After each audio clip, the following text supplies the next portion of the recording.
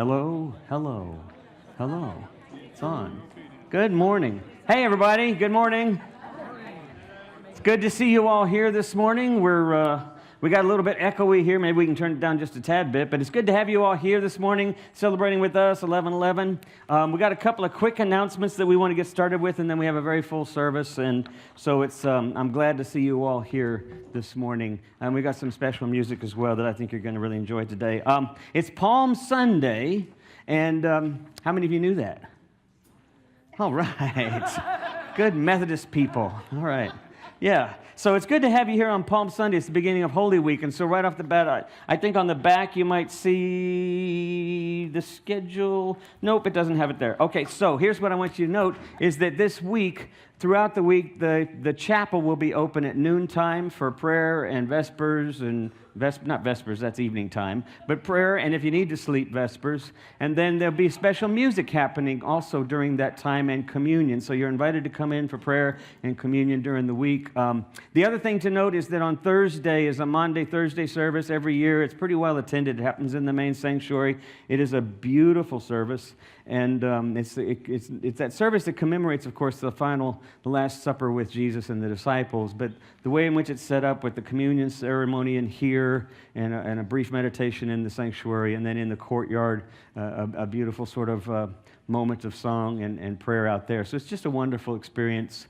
Hope you can be a part of that Thursday at 7 o'clock here. And then there's a Good Friday service, and Sharm, remind me, I think it's 12 and 7 as well, right? And it also is going to be a service in the sanctuary with a lot of just beautiful music. Every year the choir does something very special. The music program does something very special with music instrumentation and spoken word. Linda has put this service together, so it's just a really rich and reflective service for Good Friday. This is Holy Week. It's really a chance to take some time and set it aside to think about what the core values of our faith, but also this essence of who we are in response to these doctrines and these ideas of the Christian tradition. It's a real chance to sort of set that time aside. We talk about kairos. This is an intentional opportunity during Holy Week, so I hope you can participate in some of those things. Then there's an Easter egg hunt on Saturday. Nothing holy at all about that. It's crazy. Actually, it's fun.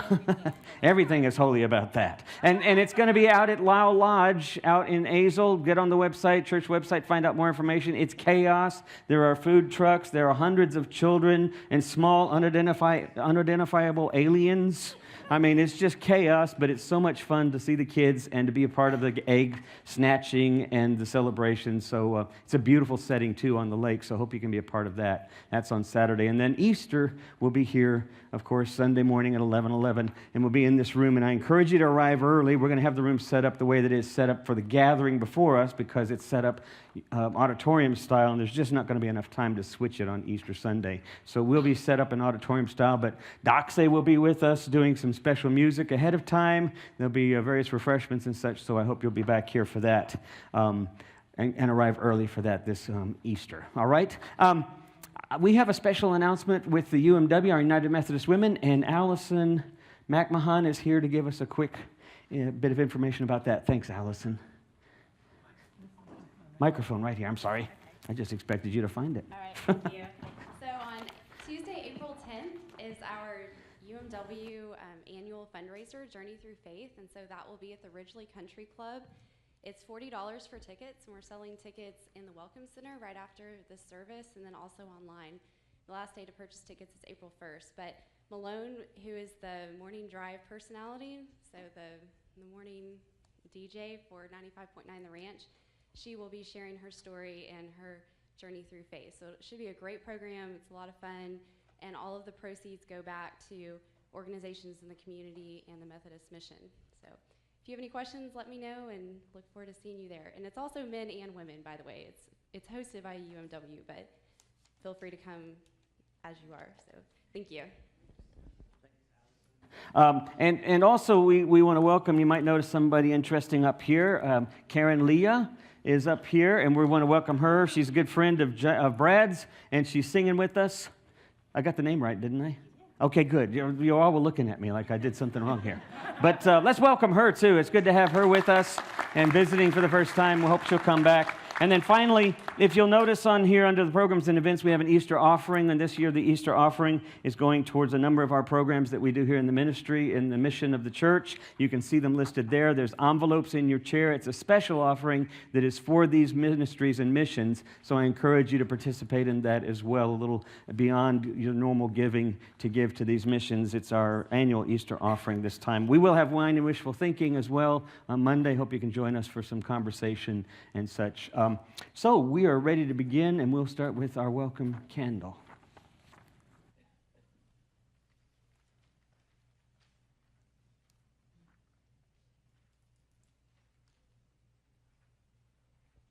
Good morning. The welcome candle has been lit. Can you please read with me? Come, come, whoever you are, wanderer, worshiper, lover of leaving. It doesn't matter. Ours is not a caravan of despair. Come, even if you have broken your vows 1,000 times, come yet again.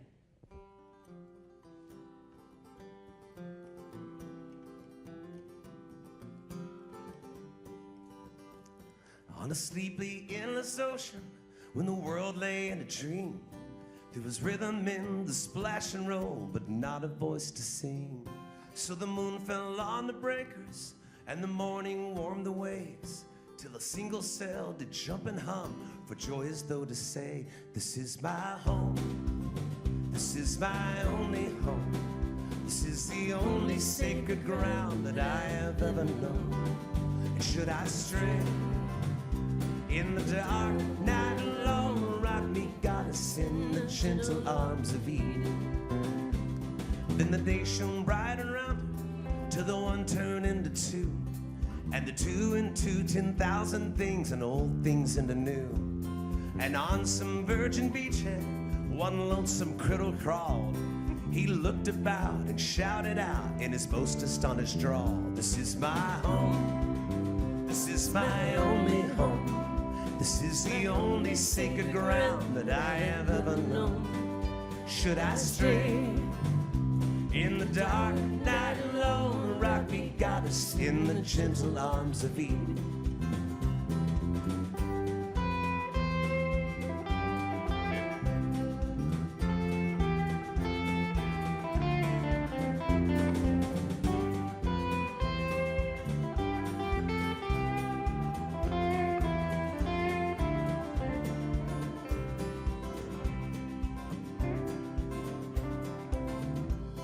Then all the sky was buzzing, and the ground was carpet green, and nowhere children of the woods were dancing in between. And the people sang rejoicing when the fields were glad with grain, this song of celebration from their cities on the plain. This is my home, this is my only home, this is the only sacred ground that I have ever known. Should I stray in the dark night alone, rock me, goddess, in the gentle arms of Eden. Now there's smoke across the harbor, and there's factories on the shore, and the world is ill with greed and will and enterprise of war. But I'll lay down my burdens in the cradle of your grace, and the shining beaches of your love, and the sea of your embrace. 'Cause this is my home, this is my only home, this is the only sacred ground that I have ever known. Should I stray in the dark night alone, rock me, goddess, in the gentle arms of Eden. Rock me, goddess, in the gentle arms of Eden.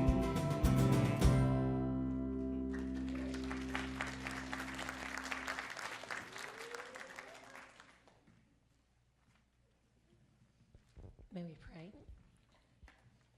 Holy One, deciding that you are in everything and everything in you, and we, in the midst of all of that, we kind of stumble as to what to name you and what to call you, so we say you.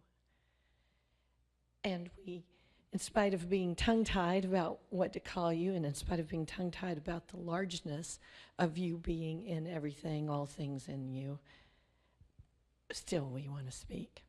We want to say, we are here. We want to speak in the quiet of our homes. We want to speak together. We want to speak out loud in the daytime and in the nighttime. And sometimes we say nothing at all, but we know that you are present with us and we with you.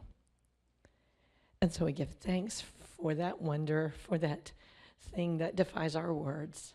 And we give thanks for each other and for the ways that we connect with you and with each other in the faces of those who live here with us. We are grateful for hope. We are grateful for good things that are all around us. And we ask you and each other for help to keep our eyes open, to keep our spirits alive and hopeful so that we can go forward and help make this world and this life all that it can be. And we pray this in the name of the one in whom we live and move and have our being. Amen. Amen. Can I invite all you groovy people to stand and sing this big, awesome song with us, please? And hey, if you brought an offering, you can bring it to the table now. It's a perfect time. Oh, yeah. All right.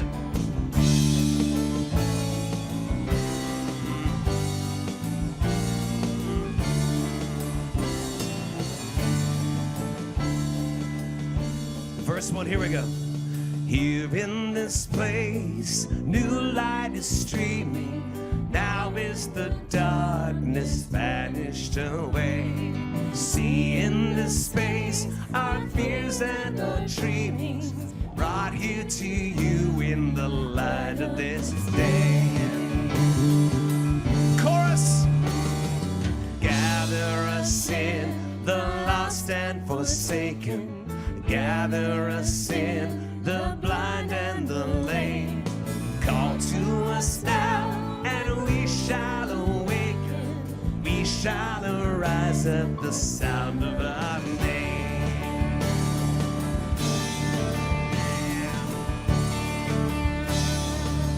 Verse 2, here we go. We are the young, our lives are a mystery. We are the old who yearn for your face. We have been sung throughout all of history. We're called to be light to the whole human race. Chorus! Gather us in, the rich and the haughty. Gather us in, the proud and the strong. Give us a heart so meek and so lonely. Give us the courage to enter the song.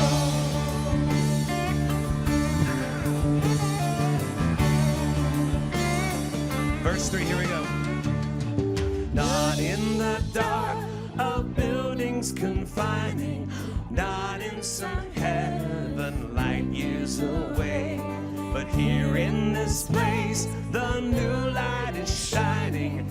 Now is the kingdom and now is the day. Chorus, yeah. Gather us in and hold us forever. Gather us in and make us your own. Gather us in, all peoples together. Fire of love in our flesh and our bone. Yeah, yeah.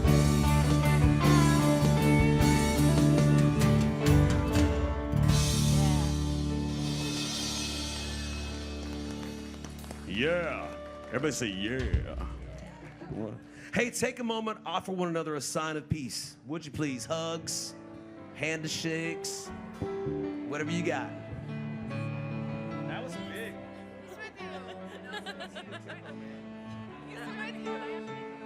Clearly, I did not know the secret handshake. We make an ice cream cone, so he's with you, and also with you. Ah.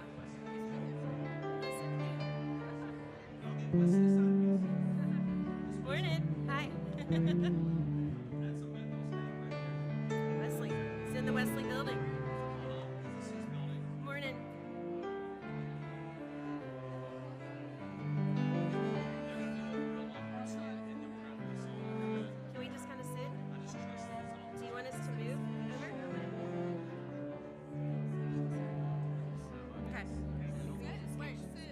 sit or scooch off? Scooch off? Okay. They're groupies. We're like that audience that sits on the stage and laughs.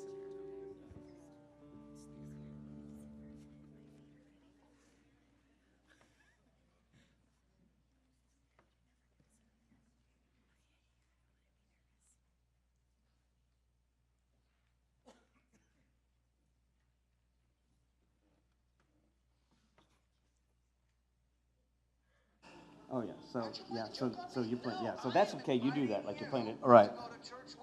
But then I do this, Yeah. insistent, Yeah. and then we both look at each other and go, April Fools. Right. You know that, and then we do it together, and then Right. you go, and then I'll go. So you're gonna. Okay.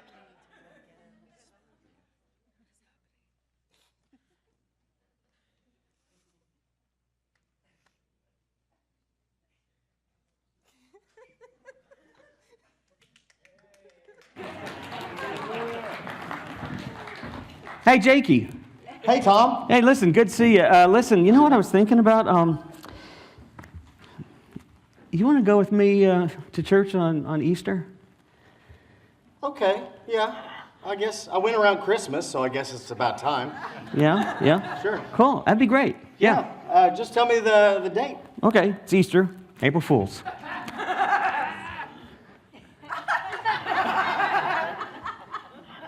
So, you don't really want me to go with you to church on Easter? I'm sorry? No, yeah, of course, yeah, that's what I said. I want you to come to, it's going to be great. I want you to come to Easter. Can you do it? Tell me the date, sure. Okay, yeah, it's Easter, April Fools. So, I thought you wanted me to go with you. I need you to be serious with me right now. I thought you wanted me to go with you to church on Easter. I'm not sure I understand what's going on. I said yes. I want you to, it's going to be fun. Come on, it's going to be great. We got like great music. Hannah Kirby's going to be here. I love her. Yeah, it's going to be great. Easter, okay? I'm there. Give me the date. Okay, Easter, all right? April Fools. All right. What's the sure. matter? I'd love to go with you. Yeah, I'd yeah? love to go with you Really? on Easter. April Fools! What's the matter with you, man? I mean, I don't get it. What's the problem with you? I am asking you to go with me to church on Easter. Yes. What's the date? April Fools. I don't get what's the problem. I don't know. I don't understand. You keep joking with me, but okay, sure. I'll go with you.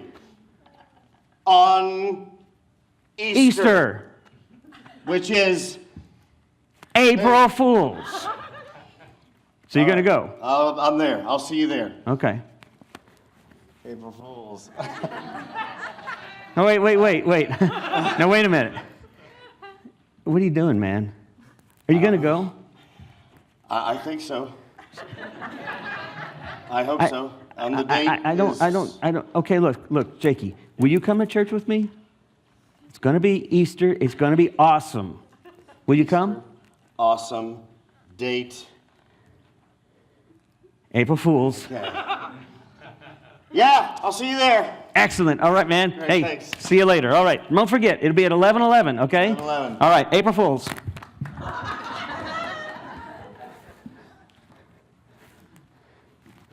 Siri, when is Easter? Easter is on Sunday, April 1st, 2018. April Fools.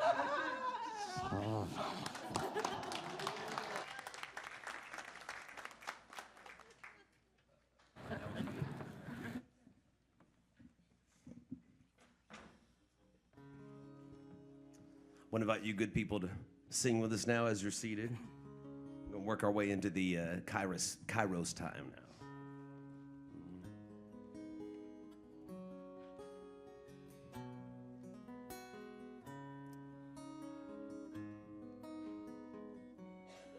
Goes like this.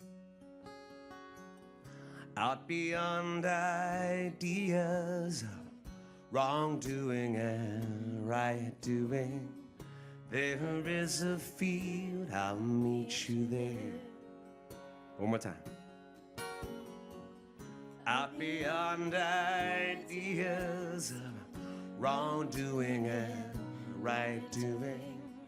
There is a field, I'll meet you there. Another verse. And the soul lies down in that grass. The world is too full to talk about, yeah, ideas and language, even to phrase each other. It doesn't make any sense. Now the chorus again. Out beyond ideas of wrongdoing and right doing, there is a field, I'll meet you there. Out beyond ideas of wrongdoing and right doing, there is a field, I'll meet you there. All right. And the soul lies down in that grass. The world is too full to talk about ideas and language, even to phrase each other. It doesn't make any sense. Out beyond ideas of wrongdoing and right doing, there is a field and I'll meet you there. One last time. Out beyond ideas of wrongdoing and right doing, there is a field, I'll meet you there.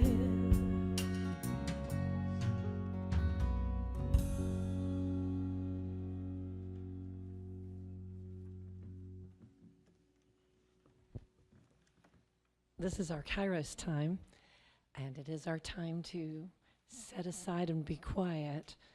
And I'll lead you in a time of quiet, but let me set the table by saying I've had laryngitis this week, and it has been an excellent time for me to think about there is a time not to speak, a time to think instead. And so please relax in your chair and find your breath. If you like, close your eyes and let us just be quiet for just about a minute.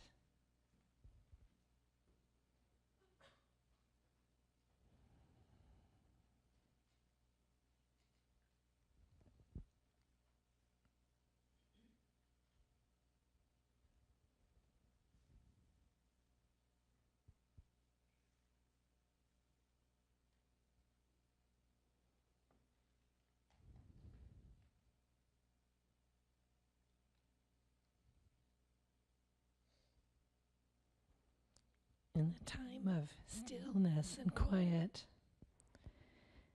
we can learn again that our voices are not the only ones that should be heard.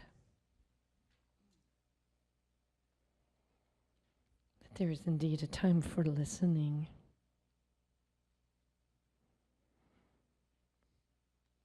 Time for waiting.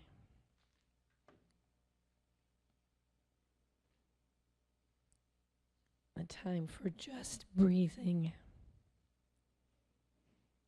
and knowing that everyone else is also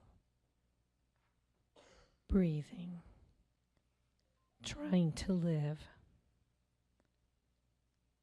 trying to know, trying to understand.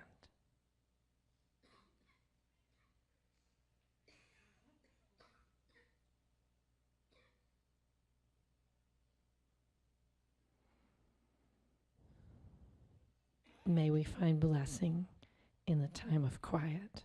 Amen.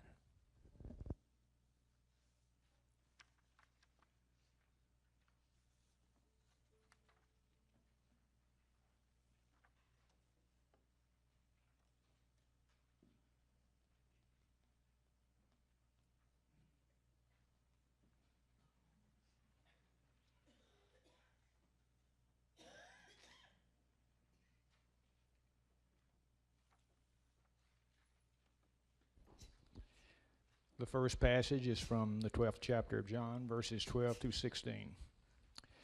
The next day, the great crowd that had come to the festival heard that Jesus was coming to Jerusalem. So they took branches of palm trees and went out to meet him, shouting, "Hosanna! Blessed is the one who comes in the name of the Lord, the King of Israel." Jesus found a young donkey and sat on it, and as it is written, "Do not be afraid, daughter of Zion. Look, your king is coming, sitting on a donkey's colt." His disciples did not understand these things at first, but when Jesus was glorified, then they remembered these things that had been written of him and had been done to him. The next passage from the 2nd chapter of Acts, verses 12 through 18. Peter stood with the other 11 apostles. He raised his voice and declared, "Judeans and everyone living in Jerusalem, know this, listen carefully to my words. These people aren't drunk, as you suspect. After all, it's only 9 o'clock in the morning. Rather, that is what was spoken through the prophet Joel. In the last days, God says, I will pour out my spirit on all my people. Your sons and daughters will prophesy. Your young will see visions. Your elders will dream dreams. And even upon my servants, men and women, I will pour out my spirit in those days."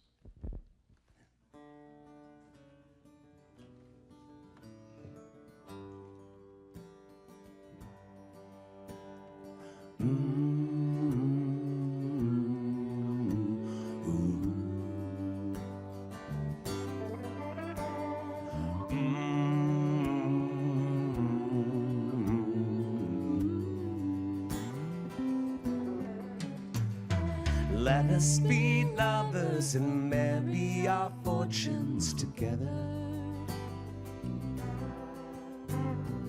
I've got some real estate here in my bag.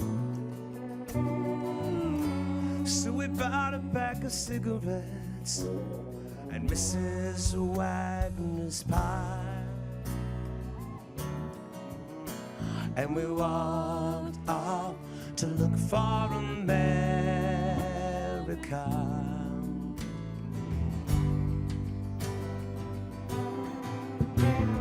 Kathy, I said as we boarded a Greyhound in Pittsburgh. Michigan seemed like a dream to me now. It took me 4 days to hitchhike from Saginaw. I've come to look for America. Laughing on the bus, playing games with the faces. She said the man in the gabardine suit was a spy. I said, be careful, his bow tie is really a camera.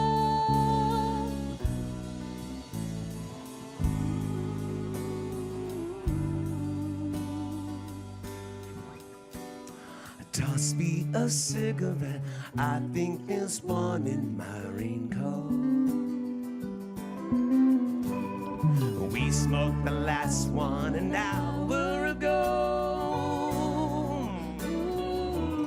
So I looked at the scenery. She read her magazine, and the moon rose over an open field.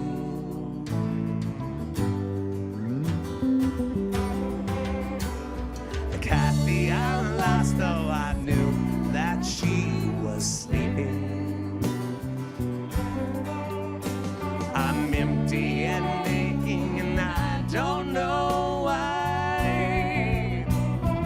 Counting the cars on the New Jersey Turnpike, we've all come to look for America. All come to look for America.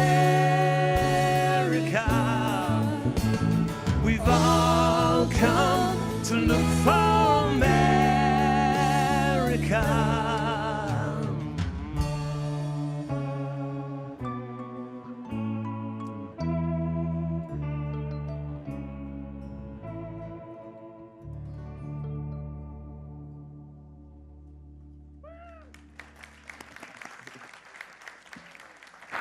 Wow. Nice job, guys. Nice job, guys. I couldn't help but hear this song. It was sort of semi-intentional as we were thinking about finding God in the commons. Commons, which of course is a much older term these days than we're familiar with. We don't use it so commonly anymore. We don't use it so often. But as I walked around Philadelphia this last week, I kept hearing this song in my head, everyone that I met, and I was thinking about, what do the commons mean? And then I was thinking, what does the kingdom of God mean? And then I was thinking, there's something about the two of those things which somehow connects. This longing, this desire for a deeper life, for a more meaningful life, for a more connected life. Where are the commons today? What does it mean to find God in the commons? And so then I started listening to the song again, and I said, oh my gosh, that's a hard song to do. And I was kind of sorry I asked the band to do it, and you guys nailed it. It was awesome. Good job.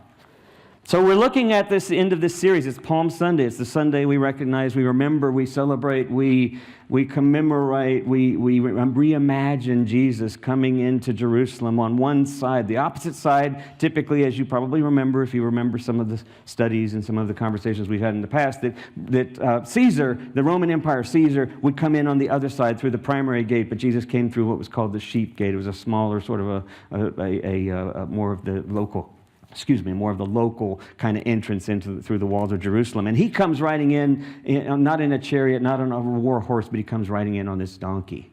And so we have this commemoration of Palm Sunday, the Sunday in which he made his triumphal, or perhaps maybe not so triumphal, entry into Jerusalem. And we come to the end of our series, which has been this idea of grounded. How do we find God in the world?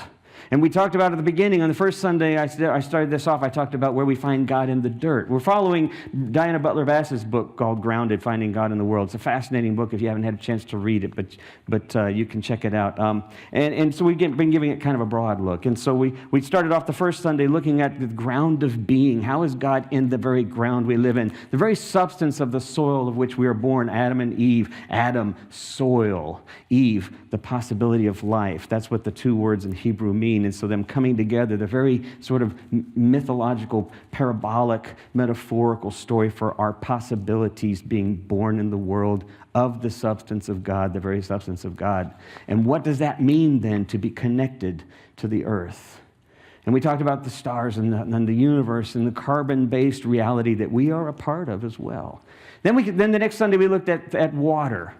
And as I shared with you water, I shared with you these ideas of where we come connected to the essence of our life, what gives us life. And I gave you all these random stories, and we talked about the great Hebrew blessing, kadosh, kadosh, kadosh, which means holy, holy, holy. Out of Isaiah, holy, holy, holy is our God. The earth proclaims his glory in all of its essence. It's all of its being.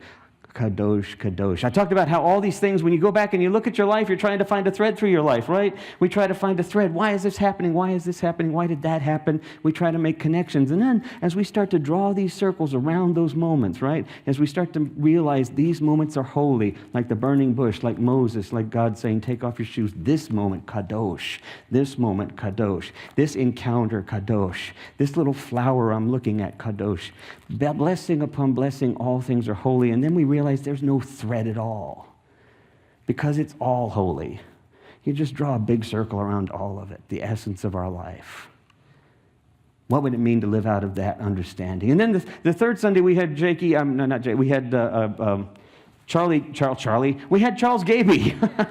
We had Charles Gaby here. And Charles shared with us the idea of why we find God in the roots. But our roots can kind of get messed up, right? We kind of have our roots that are sometimes rooted in these patterns that we didn't necessarily ask for. And as well as how we sort of fed off of those patterns, those roots in our family history, those roots in our cultural history, those roots in our upbringing, in our faith upbringing, all of these roots. And how do we live out of the midst of those roots, especially when they somehow become somewhat destructive, self-destructive, other-destructive? What does it mean to find God in our roots? And then with the following Sunday, we talked about God in the sky. Now I'm completely forgetting what I talked about with God in the sky. Anybody else remember? Thank you very much. Yes. We talked about cosmology. We talked about how we orient ourselves around God. And if we see God as dualistic, if we see God as other, as in the sky, right? Then we have this notion in which our lives are interrupted by God or implored upon by us to God. But the actual New Testament, what Jesus speaks of, is that God is in our midst. What Paul speaks of when he speaks in that commons in Athens with the other Romans and Greeks there, and he says, the one you're thinking about that you name as the unknown God, that's the very God, the very ground of our being. The very reality of our existence is holy. There's no sky above, no sky below, except that, as we practice every Sunday, we share this sort of contained reality of breath. You can fly through it. SpaceX just did it the other day, right? We do it often. It's not really a boundary. It's just that as the gravity that holds us here gets thinner and thinner, the oxygen gets thinner and thinner. But then we also talked about what we do that affects that very breath that we depend upon, that we share with one another. What does it mean to not only find God in the midst of our relationship with Sky, but also how we contribute to that relationship? So today we're to our last day. Sharm spoke at Neighborhood last week. Thank you, Sharm. Sharm did a great job speaking in Neighborhood. I was listening to her sermon, and she said one thing, how we found God in the neighborhood, that just struck me as profound and difficult. And she said it after telling the story of the hospice worker and then telling the story about the kids. And then she said something effective, and I hope I get it right because I've stopped looking at my notes. She said, perhaps how we find God has something very much to do with our neighbors and how we relate to our neighbors. In order to find God more deeply has to do with how we relate to our neighbors. And I thought that's a very profound sort of thing to think about. And that's where I want to kind of wrap it all up today as we think about the commons. Because what we're thinking about here is something different than just neighborhood. Neighborhood is really those people with whom we associate. Mostly for good, but sometimes for bad. Sometimes that relationship, that association is awkward or difficult. But neighborhood has to do with whom we associate. The commons has to do with what or how.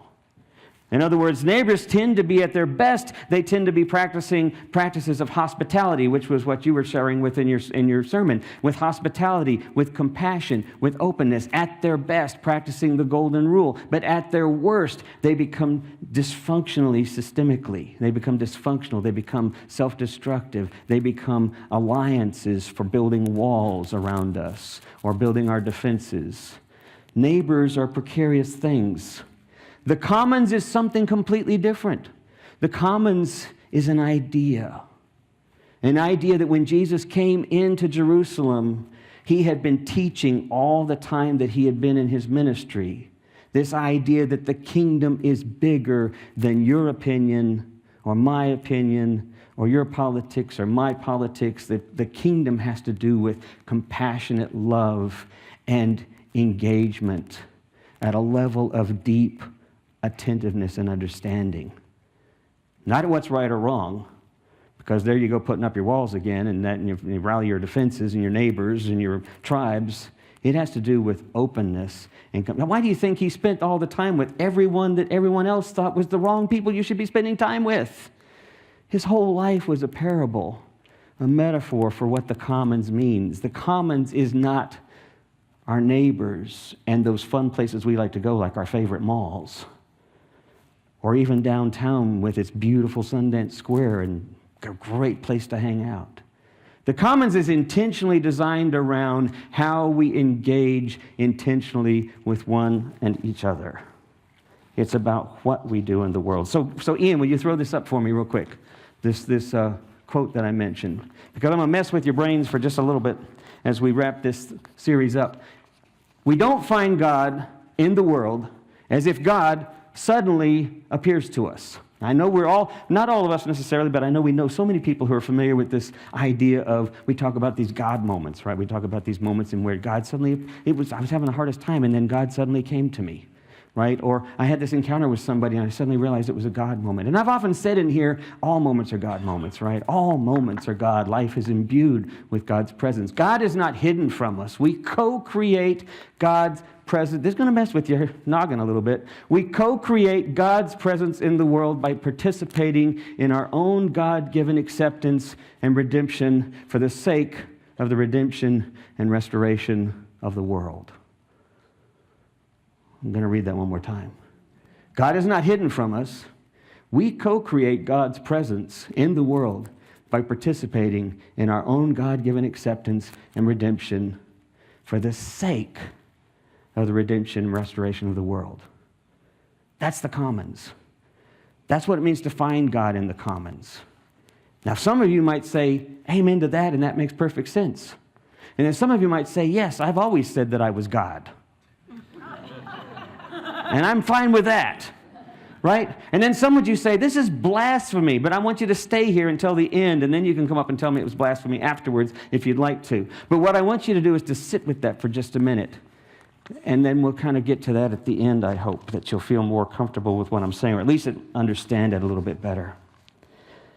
So there was this sense of the neighbor, but even more so the commons yesterday in the march. And some of you were at the March for Life. Some of you certainly know about, most of you know about the March for Life, but there were a lot of you that we ran into and a bunch that we didn't. I ran into Sharm there and Linda Loney, and we kind of walked around. There must have been several thousand people that were part of this rally and march. And it was a profound kind of experience that I found very moving. Thousands and thousands and thousands of students gathered around the country and around the world, which I thought was amazing, gathered around the world to hear young adults, to hear students, school students, speaking out for their lives and their future in what I think was probably one of the first times such a concerted international effort had been made to intentionally listen to kids.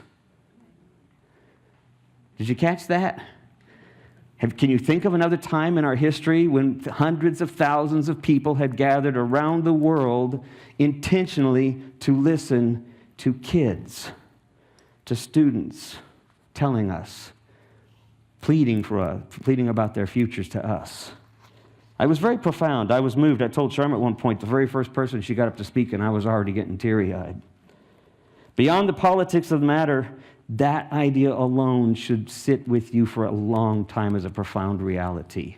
Beyond the politics of it, just the fact that for the first time in our human history, hundreds of thousands of people gathered to listen to kids. And this is where the idea of commons differs significantly with neighborhood, because it's this vision that's bigger than the ideas itself. It's this vision that is bigger than the politics around it or underneath it.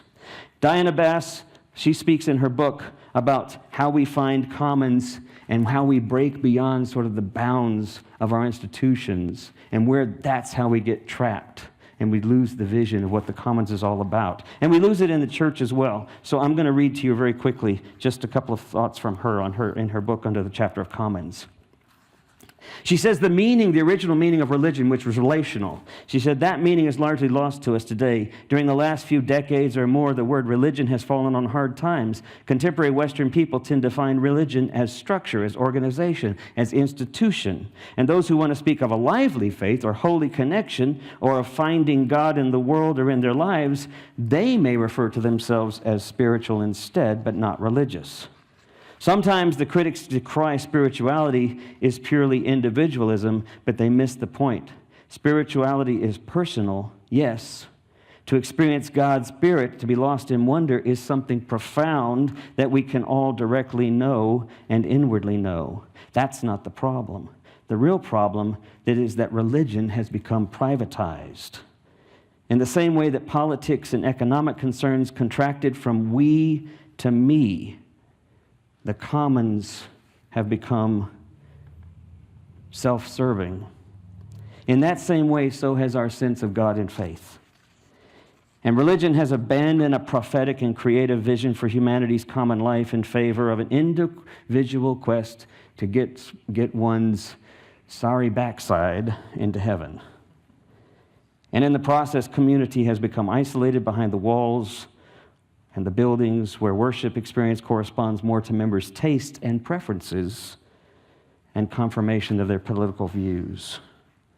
She says spirituality is about personal experience, but none of this is for the sake of feeling good or for individual prosperity or for guaranteeing a blessed afterlife. It's about tracing the threads of the interconnected universe, discovering that we are all really one. She says we have to move from me to we again, the power that binds us to one another and to the world. To begin to encounter God, we have to walk outside our walls, and we have to leave the commons. When Linda and I were in Philadelphia this last week, we went there to do a wedding in New Jersey. She went to do this wedding in Cape May, New Jersey. And when we got to Philadelphia, it was Wednesday night, and we decided to have, it was Thursday night, I'm sorry. We decided to have a dinner for her birthday.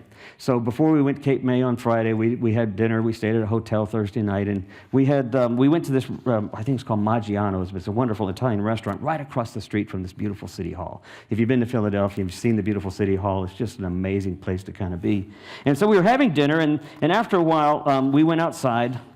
It was about 10 o'clock, and we started walking. Now, it's nighttime. There are people out on the street, but at that point of the night, there's usually mostly homeless individuals and sometimes what you might typically, in my own short-sightedness, sort of think of as kind of sketchy folks. And Linda and I wanted to get around the corner to a diner where we were going to have a special dessert. She wanted pie. So we're going to have a birthday pie for dessert. And so it's 10 o'clock, and we're headed around the diner, and this fella, I can see him cutting across the street, and he's making a diagonal for me, and I can just see out of the corner of my eye that he's very intentional. He's got a backpack on, he's got some kind of a leather coat on, and that's all I know, but I figure I know why he's coming this direction, and so I start to sort of escort Linda a little bit in a different direction and turn her towards the curb, towards the corner, when the guy sort of cuts us off, and he starts calling out from behind us. He says, "Excuse me, hey, ma'am, excuse me, sir. Mister, I'm sorry, but excuse me, can you help?" And we're continuing to kind of move, and I realize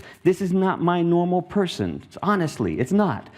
I'm being totally selfish. My head, I'm thinking, this is my wife's birthday. I'm going to have pie.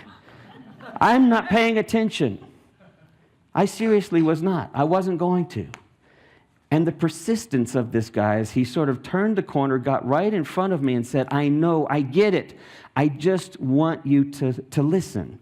And I said, "Hi," and then we started to walk. He says, No, I don't want money. I just want you to listen. I've been in Philadelphia for 2 weeks, and I can't get anybody to listen.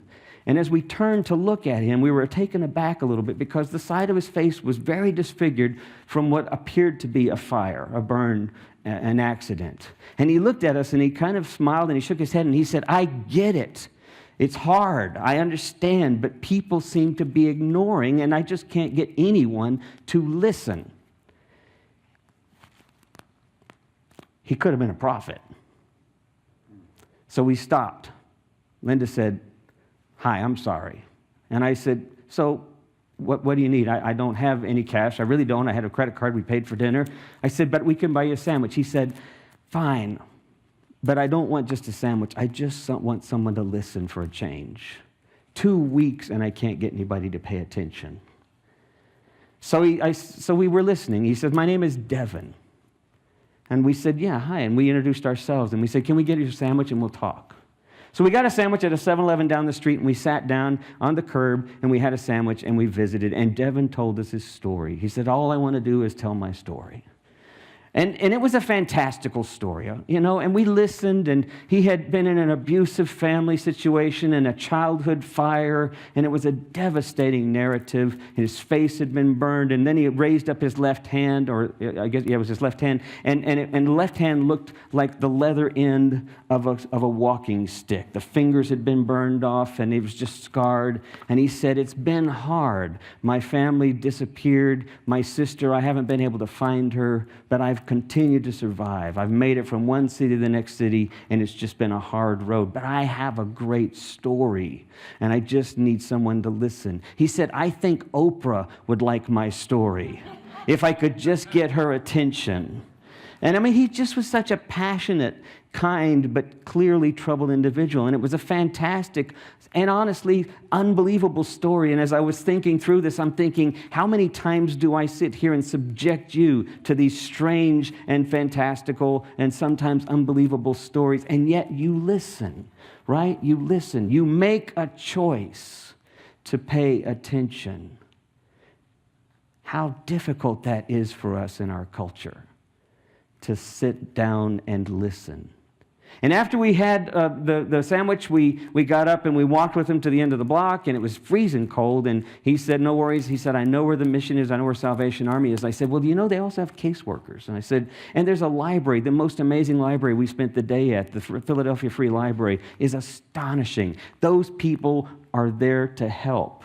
And I bet you someone could help you begin to write down that story. And I just didn't know what else to say beyond that. But he thanked us and said, you've given me some hope. And I said, well, you've given me some hope. And then we left. I'm a little choked up. I was so moved by this. It occurred to me that the biggest challenge for the Commons is that challenge to get past the wall. When Jesus came into Jerusalem, what he saw was he saw everyone waving at him the same way they waved at the Maccabees when the Maccabees came in into Jerusalem to defeat and to rebel against the Greco oppression 170 years prior. And now the Jews saw another empire leader, another victorious Hosanna, king coming in, but he was riding a donkey. And he said, they don't understand. And he wept. They don't know what makes for peace. I asked Jakey to read something really quick. I know we're going just a little past. I want Jakey, where is Jakey? Jakey to read this from Isaiah before I give you my concluding thought. This is such a profound idea, what Isaiah spoke to the Jewish people hundreds of years before about what it means to be a part of the Commons. Shout. A full-throated shout. Hold nothing back. A trumpet blast shout. Tell my people what's wrong with their lives. Face my family, Jacob, with their misdirections. They're busy at worship and love studying all about me. To all appearances, they're a nation of right-living people, law-abiding, God-honoring. They ask me, what's the right thing to do, and love having me on their side, but they also complain. Why do we fast and you don't look our way? Why do we humble ourselves and you don't even notice? Well, here's why. The bottom line on your fast days is profit. You drive your employees much too hard. You fast, but at the same time, you bicker and fight. You fast, but you swing a mean fist. The kind of fasting you do won't get your prayers off the ground. Do you think this is the kind of fast day I'm after? A day to show off humility? To put on a pious, long face and parade around solemnly? Do you call that a fast day that I, God, would like? This is the kind of fast day I'm after. To break the chains of injustice. Get rid of exploitation in the workplace. Free the oppressed. Cancel debts. What I'm interested in seeing you do is sharing your food with the hungry, inviting the homeless poor into your homes, putting clothes on those shivering in the cold, being available to your own families. Do this, and the lights will turn on. Do this, and you'll turn your world around and upside down. And I'll answer you from in the midst of it all. So as I listened to us singing that wonderful song, Out Beyond Ideas, that Rumi piece, and as I thought about the opening way in which we open our service with come whoever you are, even if you've broken your vows 1,000 times, it's occurred to me that this whole place where we are every Sunday is about one thing and one thing mostly, and that is remembering how to practice the commons, remembering how to practice the kingdom of God. This is how we do it. And so I want Ian to bring that up one last time. When Sharm and I were walking around, I broke away from Sharm. I want to share this last image with you from the rally yesterday.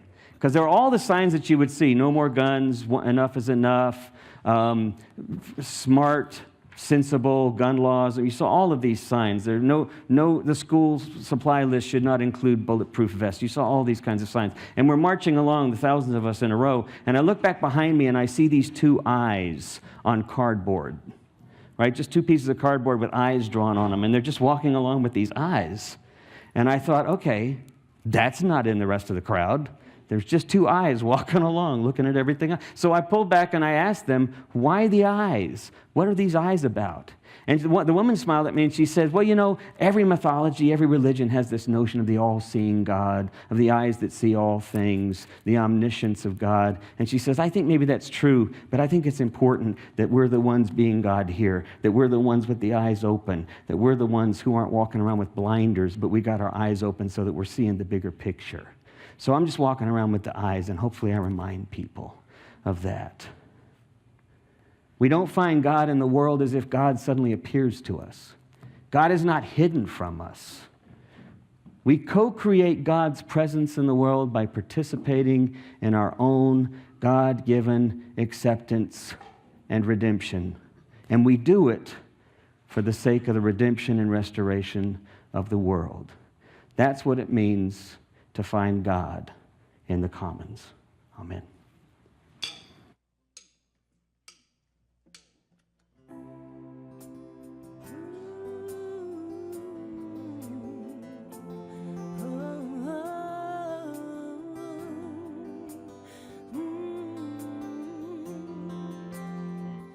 Sometimes I lay under the moon.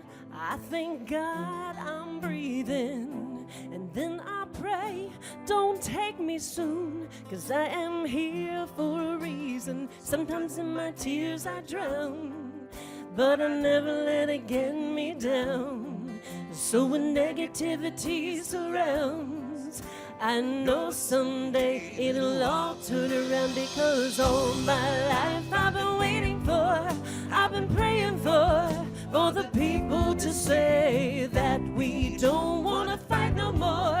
There'll be no more wars, and our children will play. One day, one day, one day.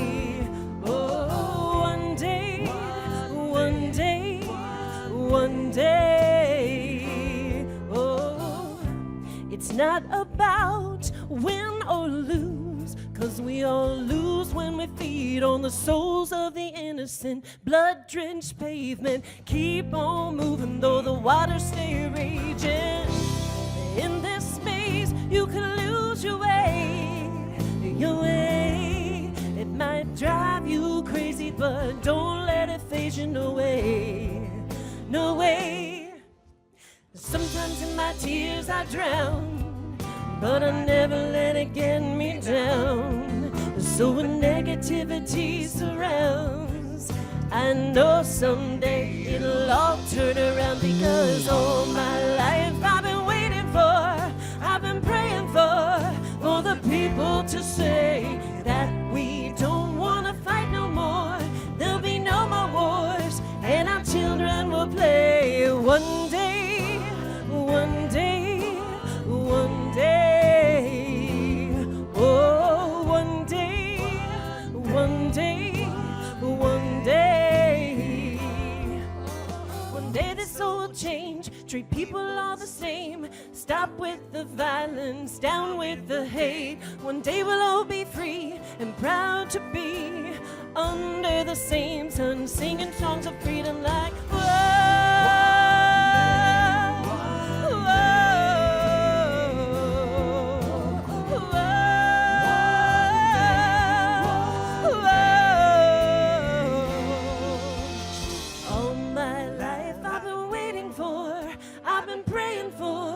For the people to say that we don't want to fight no more.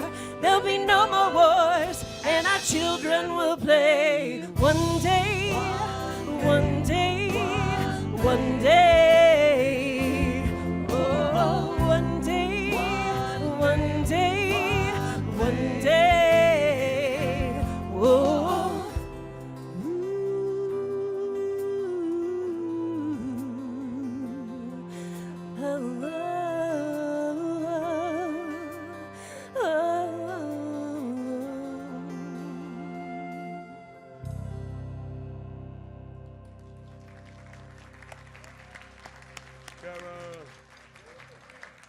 That was amazing.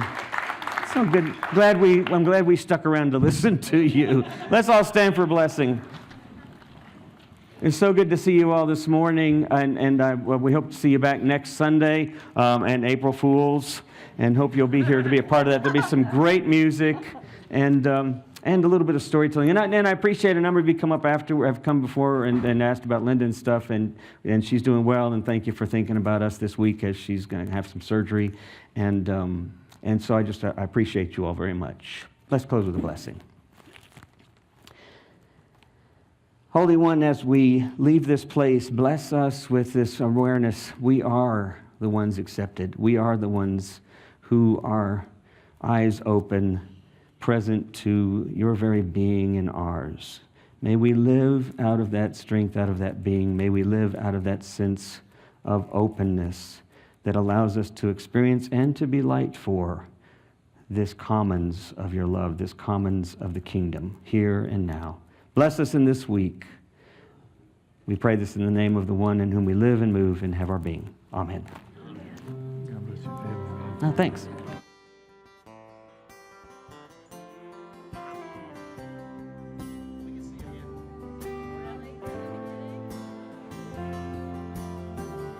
Sometimes I lay under the moon. I thank God I'm breathing. And then I pray, don't take me soon, 'cause I am here for a reason. Sometimes in my tears I drown, but I never let it get me down.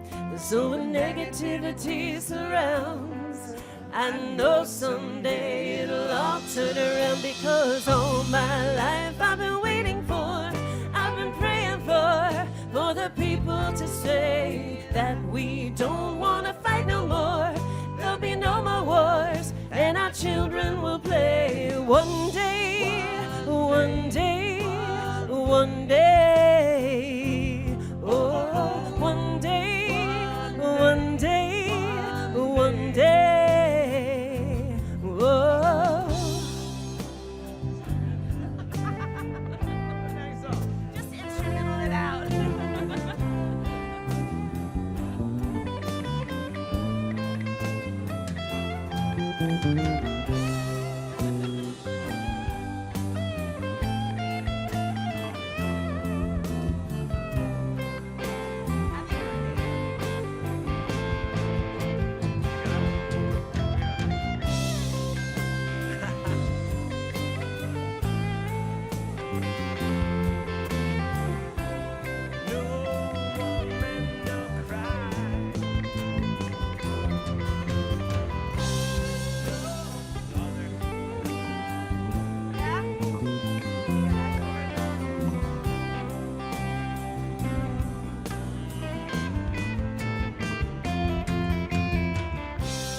Not about win or lose, 'cause we all lose when they feed on the souls of the innocent. Blood-drenched pavement, keep on moving though the waters stay raging.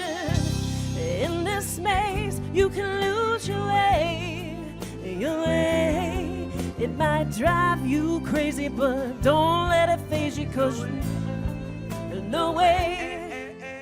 Sometimes in my tears I drown, but I never let it get me down. So when negativity surrounds, I know someday it'll all turn around.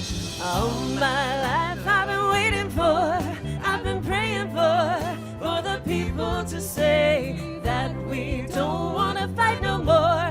There'll be no more wars, and our children will play. One day, one day, one day.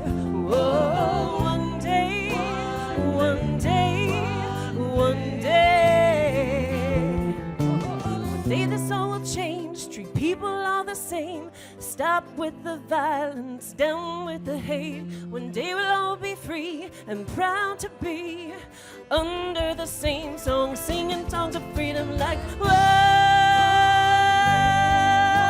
whoa, whoa, whoa.